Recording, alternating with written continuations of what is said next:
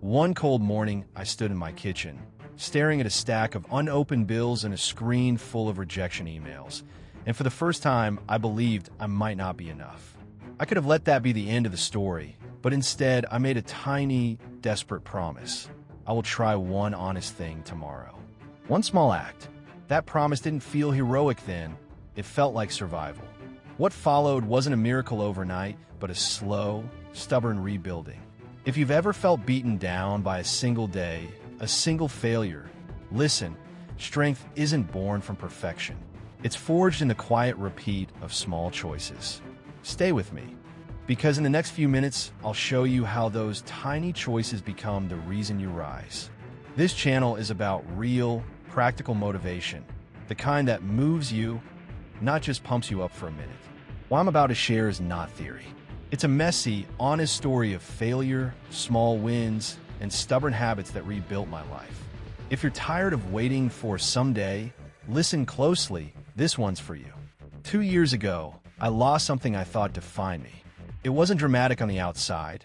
No TV headline, no viral post. It was quieter, a job I loved that vanished, a relationship that cooled, a confidence that shrank. I walked in my tiny apartment one evening and sat on the floor, surrounded by boxes. Every plan, I had felt like it had been erased. I remember thinking, maybe I wasn't as capable as I believed. That doubt stuck to me like winter fog. What followed was a period of small disasters. I tried freelance work that didn't pay. I picked up a course and never finished it.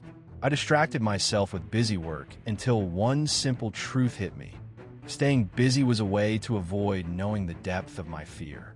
That moment, honest and ugly, was actually the beginning. Here's the crucial part. Strength doesn't arrive as a thunderbolt.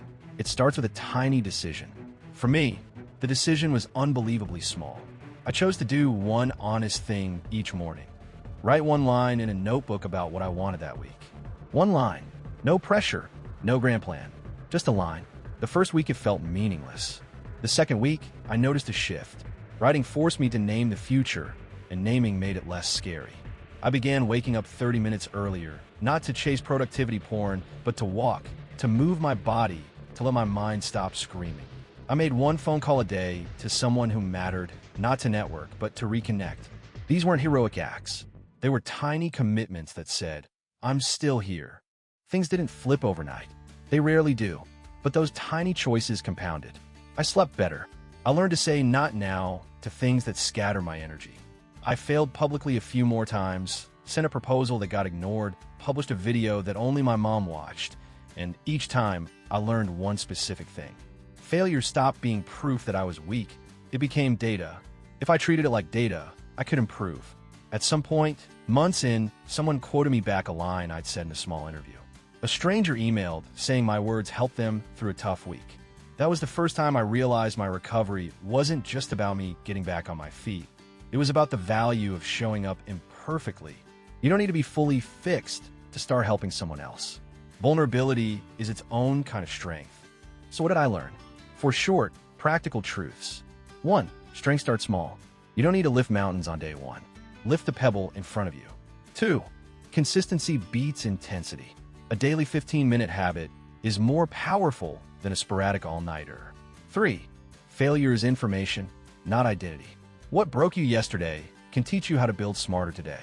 4. Show your scars. Your story matters because someone else needs to know that imperfect progress is real progress. If you want to prove to yourself that you're stronger than you think, try this simple 3-day plan. Day 1. Write one honest line about what you want this week. Read aloud. Keep it visible. Day 2. Take a 20-minute walk without your phone and let your mind breathe. No playlists, just your thoughts. Day 3. Do one thing you've been avoiding. Send the email, make the call, record the 2-minute video. Small action, perfect planning. Repeat these 3 steps every week for 4 weeks. Track nothing fancy, just a check mark. The check marks add up. Your future self will thank you. You are not the sum of your worst day. You are the sum of every small decision you make afterward. Strength isn't an absence of fear. It's moving forward despite it. If my story taught me anything, it's that the quiet, daily work rewires who you become. So start today. One line, one walk, one small action. Rise of resolve. Let's rise together. If this resonated, do two things. Subscribe for weekly videos that give you practical pushes, not pep talks. And in the comments, tell me one small action you're taking today. I'll read every comment. Seriously. Your step matters. Let's keep going.